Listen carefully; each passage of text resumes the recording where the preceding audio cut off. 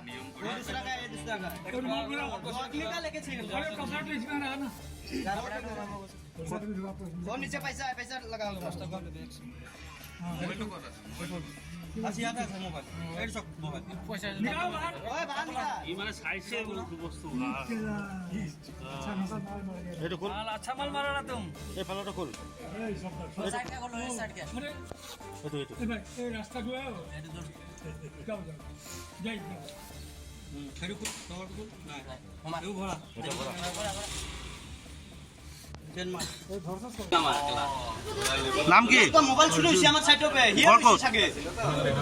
লেখা মানে কি কৰিছিলে